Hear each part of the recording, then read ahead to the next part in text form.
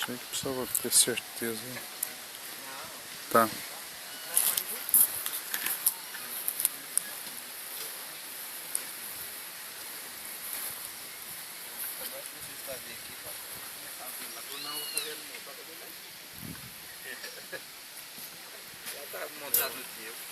Aí, tem até geladeira aqui, ó. Ih, rapaz.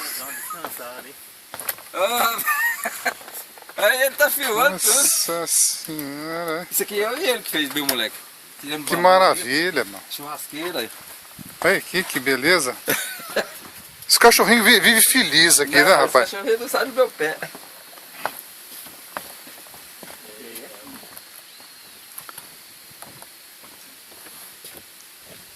Sabe, de repente, que é tão lindo.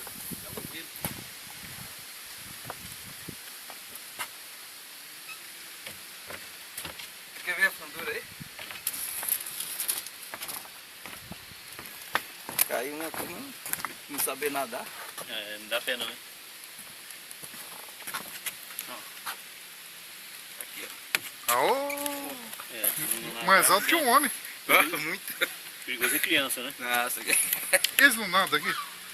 Nós nadamos, né? A água de açúcar é fria. Hã? Negócio de rio que leva. Que beleza, meu. Pois é, mano. Mas o motor tá ficando bom também. Nossa, olha que você pôr a piscininha lá. Eu vou piscina lá. Tudo arrumado. Já pega fazer um pezinho ali. Não, mas, nossa, E outra, só pegar um peixinho na hora. tem tilápia aqui nesse tanque. Tem umas 150 tilápia aqui. Tá desse tamanho aí já. Isso aqui. Aí, Isso é pra comer, pegar e fritar na hora aí. você deixou separado aí? É. Porque aí tá fácil. É, nós chega aí, eu pego e já limpo e já frito. O nego fala que quiser o peixe pego na hora, outra Olha coisa. aí. Você deixa um dia na geladeira, pro outro dia já Não é bom. atrapalha. Meu moleque tá mexendo com piscicultura mesmo agora, direto. Tá?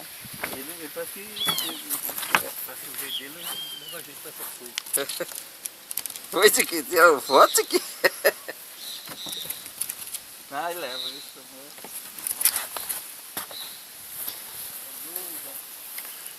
É, meu.